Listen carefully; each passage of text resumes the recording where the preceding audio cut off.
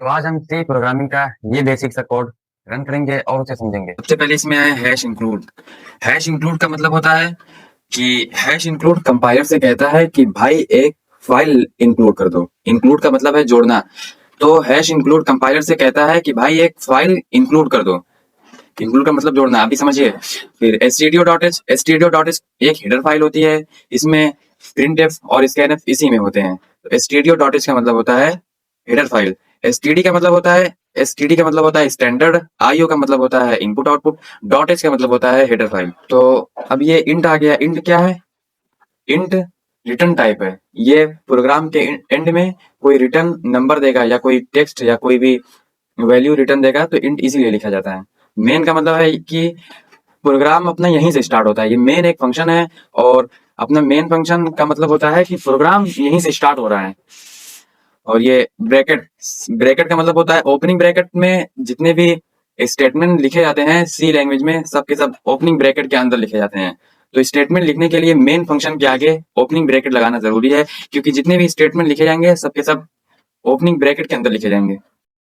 अब बताते हैं कि प्रिंटफ क्या है। प्रिंटफ का मतलब होता है कि स्क्रीन पर कोई कोई चीज आउटपुट देना, कोई भी नंबर, कोई कैरेक्टर या कोई भी स्ट्रिंग आउटपुट देने के लिए ये प्रिंटफ लिखा जाता है। प्रिंटफ का यही मतलब है। ये जो डबल कोट्स के अंदर लिखा है, डबल कोट्स के अंदर जो लिखा है इसे स्ट्रिंग कहते हैं। तो सेमी कॉलन का क्या मतलब है? सेमी कॉलन का मतलब ये है कि सेमी कॉलन ये बताता है कि हमारी लाइन या हमारा स्टेटमेंट यहाँ तक खत्म हो चुका है। अब अगले स्टेटमेंट पर जाइए। सेमी कॉलन ये बताता है कंपाइलर को कि यहाँ पर एक लाइन खत्म हो चुकी है, ये स्टेटमेंट यहाँ तक खत्म हो चुका है। अब नेक्स्ट स्टेटमेंट पर जाइए। बगैर सेमी कॉलन के अपने प्रोग्राम में एरर आएगी। रिटर्न, रिटर्न का मतलब होता है कि रिटर्न ये बताता है कि हमारा प्रोग्राम सही सही रन हो चुका है। जीरो का मतलब होता है कि कोई भी एरर नहीं आया, जीरो का मतलब होता है। और सेमीकोलन का मतलब तो बताया है कि सेमीकोलन लगाना जरूरी है, क्योंकि ये बताता है कि अपना ये एक स्टेटमेंट खत्म हो चुका है।